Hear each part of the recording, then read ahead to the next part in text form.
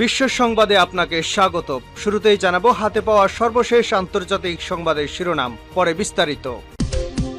চলছে Iran Israel যুদ্ধ। ইরানের হামলার পর থেকেই চাপে আছে ইসরায়েলি প্রধানমন্ত্রী বেঞ্জামিন নেতানিয়াহু। ইরানের হামলার জবাব কিভাবে দেওয়া হবে সে বিষয়ে দেশের অভ্যন্তরে এবং দেশের বাইরে থেকে চাপ বাড়ছে। সবকিছু মিলিয়ে বেশ জটিল পরিস্থিতি তৈরি হয়েছে। এবারে জানাবো, একঘরে করে রাখলেও আমি ফিলিস্তিনিদের পক্ষে থাকব। মধ্যপ্রাচ্যে ফিলিস্তিনিদের পরাধীন করে রেখেছে দখলদার ইসরায়েল। যুগ যুগ ধরে এই অন্যায় করে আসছে। যুক্তরাষ্ট্র, যুক্তরাজ্য সহ শক্তিধর রাষ্ট্রগুলো ইসরায়েলের পক্ষে। তারা একের পর এক ভূমি দখল করে নিচ্ছে ফিলিস্তিনিদের। তারা নিজ ভূমি আজ পরাধীন হয়ে গেছে, এমনটাই অভিযোগ করেছেন রিসেপ তাইপ এরদোগান। জানাবো, জর্ডান কেন ইরানের সঙ্গে বেইমানি করল। স্রোতের বিপরীতে গিয়ে ইসরায়েলপন্থী পদক্ষেপে জর্ডানেই শুরু হয়েছে সরকার বিরোধী বিক্ষোভ। বেশিরভাগ আরব দেশ ইরানের পক্ষ নিলেও জর্ডান একাই ইসরায়েলের পক্ষ নিয়েছে।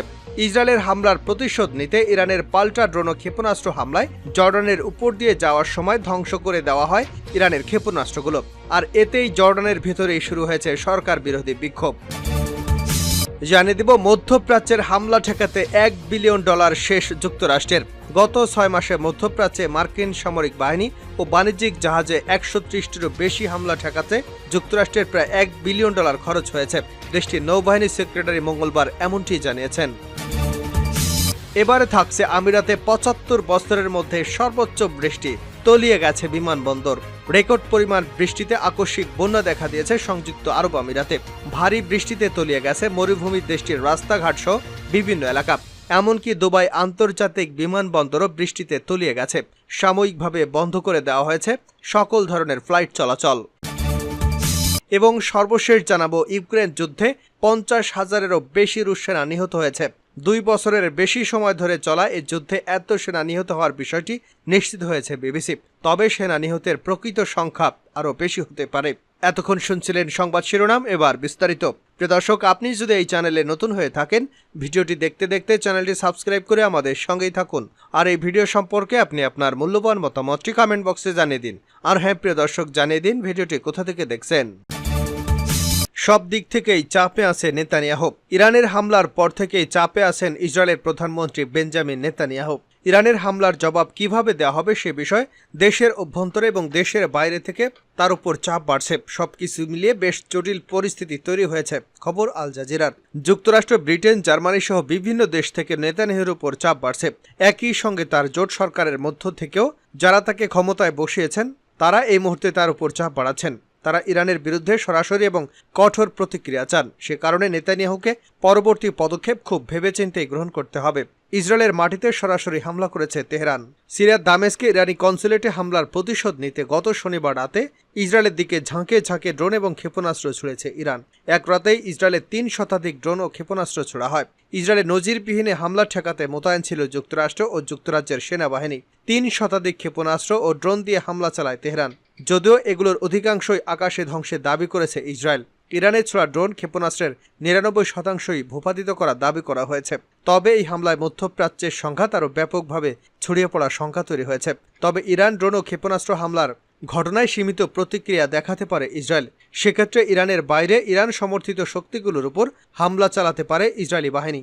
এদিকে ইরানের ক্ষেপণাস্ত্র ইসরায়েলে পৌঁছানোর পথে বাধা হয়ে দাঁড়িয়েছিল প্রতিবেশী জর্ডান, যুক্তরাষ্ট্র ও তার মিত্র দেশগুলো। ইসরায়েলের পশ্চিমা মিত্রদের সঙ্গে জর্ডানও ইরানের ড্রোন ক্ষেপণাস্ত্র ভূপাতিত করার দায়িত্ব নিয়েছিল। এটি আত্মরক্ষার জন্য করা হয়েছে বলে এক বিবৃতিতে জানিয়েছে জর্ডান সরকার। তাদের দাবি, ক্ষেপণাস্ত্রগুলো জর্ডানের জনগণ ও জনবহুল এলাকাগুলোর জন্য হুমকি স্বরূপ ছিল। কিন্তু দীর্ঘদিন ধরে ইসরায়েলের বিরুদ্ধে প্রতিবাদ করা জর্ডানের নাগরিকরা তাদের সরকারের এমন কর্মকাণ্ডে ক্ষিপ্ত। প্রতিবাদে এরই মধ্যে তারা রাস্তায় নেমে এসেছেন। হুসেন নামে দেশটির একজন রাজনৈতিক কর্মী বলেন, জর্ডান যেভাবে ইসরায়েলকে রক্ষা করছে তাতে আমি খুবই বিরক্ত। বিপদের আশঙ্কা থাকায় তিনি তার পুরো নাম উল্লেখ করতে চাননি। ওই ব্যক্তি বলেন, এখানকার অনেকেই এটি মেনে নিচ্ছেন না। আমরা ইরানকে সমর্থন করি না এবং গাজায় এখন যা ঘটছে তার পেছনে ইরানের বড় ভূমিকা রয়েছে বলে আমি মনে করি। কিন্তু গাজায় ইসরায়েলের কর্মকাণ্ডে বাধা সৃষ্টি করে এমন যে কোনো পদক্ষেপের সঙ্গে রয়েছে আমরা। একঘরে করে রাখলেও আমি ফিলিস্তিনিদের পক্ষে থাকব, এরদোগান। মধ্যপ্রাচ্যে ফিলিস্তিনিদের পরাধীন করে রেখেছে দখলদার ইসরায়েল। যুগ যুগ ধরে এই অন্যায় চলে আসছে। যুক্তরাষ্ট্র, যুক্তরাজ্য সহ শক্তিধর রাষ্ট্রগুলো ইসরায়েলের পক্ষে। তারা একের পর এক ভূমি দখল করে নিচ্ছে ফিলিস্তিনিদের। তারা আজ নিজ ভূমে পরাধীন। গত 7 অক্টোবর থেকে চলা যুদ্ধে 33,800 ফিলিস্তিনিকে হত্যা করেছে ইহুদিবাদী ইসরায়েল।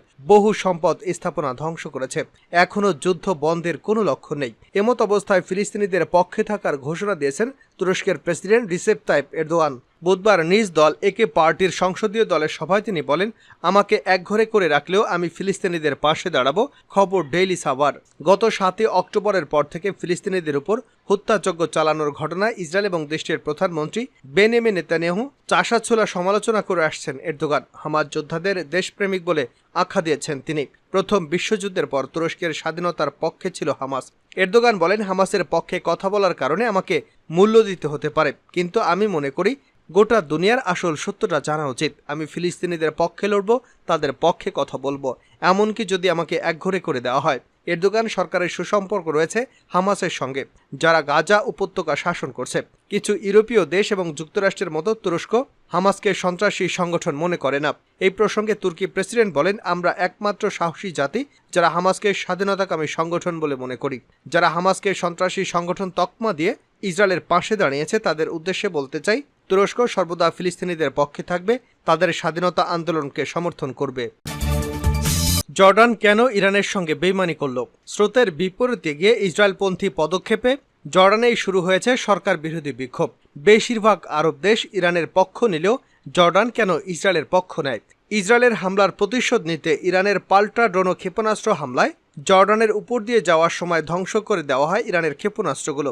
এতে জর্ডানেই শুরু হয়েছে সরকার বিরোধী বিক্ষোভ। যুক্তরাষ্ট্র, যুক্তরাজ্য ও ফ্রান্সের কয়েকটি সামরিক ঘাঁটি রয়েছে জর্ডানে, যেখান থেকে তারা নিয়মিতই ইসরায়েলকে সহায়তা করে থাকে এবং সিরিয়া, ইরাক, লেবানন ও ইরাকে আড়িপাতার কাজ করে থাকে। জর্ডানের এমন বেইমানিতে চুপ করে নেই ইরান। ইরানের সামরিক বাহিনীর এক সূত্রের বরাত দিয়ে দেশটির সংবাদ সংস্থা মেহর জানায়, জর্ডানের গতিবিধি পর্যবেক্ষণ করবে ইরান। যদি তারা ইসরায়েলের সঙ্গে হাত মেলায় তবে জর্ডান হয়ে উঠবে ইরানের পরবর্তী লক্ষ্য। বিগত বছরগুলোতে ধীরে ধীরে ফিলিস্তিন এবং আরব বিশ্বের মতবাদ থেকে সরে এসেছে ফিলিস্তিন। গত বছরের 5 নভেম্বরেই জর্ডানের রাজা দ্বিতীয় আবদুল্লাহ গাজায় জর্ডানের হাসপাতালে চিকিৎসা সহায়তা পাঠাতে সফল হয়েছেন বলে বক্তব্য দেন। এদিকে ইসরায়েলের দিকে ছোড়া ইরানের ক্ষেপণাস্ত্র আটকাতে সক্রিয় হয়ে ওঠে জর্ডানের বিমান বাহিনী। জর্ডান সরকার এক বিবৃতিতে বলে, আত্মরক্ষার জন্য এই উদ্যোগ নেওয়া হয়েছে। এগুলো ইরানের ড্রোন এবং ক্ষেপণাস্ত্র আমাদের জনগণ ও জনবহুল এলাকার জন্য হুমকি স্বরূপ ছিল। এরপর নিজেদের নিরপেক্ষ প্রমাণ করতে জর্ডানের পররাষ্ট্রমন্ত্রী এক বিবৃতিতে বলেন, ইরানি হোক আর ইসরায়েলি হোক, জর্ডানের আকাশসীমায় প্রবেশ করা যে কোনো ক্ষেপণাস্ত্র বা ড্রোন প্রতিহত করা হবে।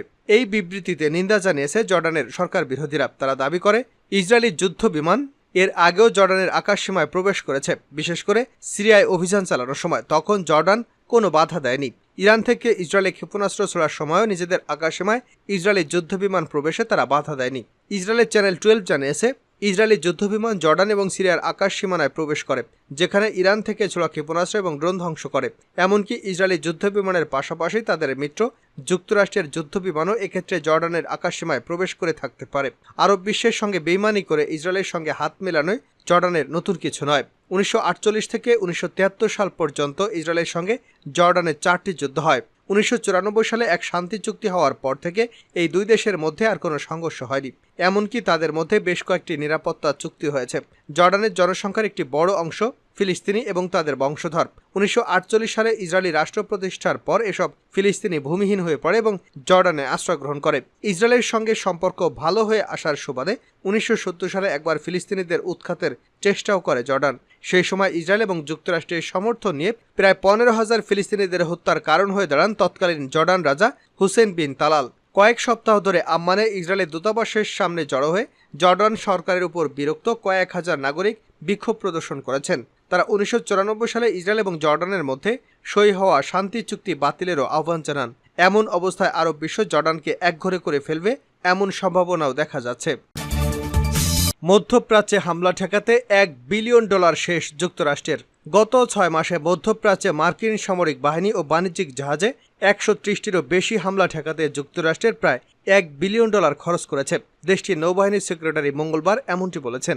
আরও অস্ত্রশস্ত্রের জন্য সম্পূরক জাতীয় নিরাপত্তা প্যাকেজ পাশে যুক্তরাষ্ট্রের নৌবাহিনীর সেক্রেটারি কার্লোস ডেল টোরো মঙ্গলবার আইন প্রণেতাদের আহ্বান জানিয়েছেন। খবর সিএনএনের। ডেল টোরো সিনেট অ্যাপ্রোপ্রিয়েশনস কমিটিকে বলেন, গত 6 মাস ধরে মার্কিন নৌবাহিনী ও বাণিজ্যিক জাহাজে 130টি সরাসরি হামলা ঠেকিয়ে দিয়েছে। তিনি বলেন, এ ধরনের হামলা ঠেকানোর ক্ষেত্রে যেসব যুদ্ধাস্ত্র প্রয়োজন তা নৌবাহিনীর জন্য গুরুত্বপূর্ণ।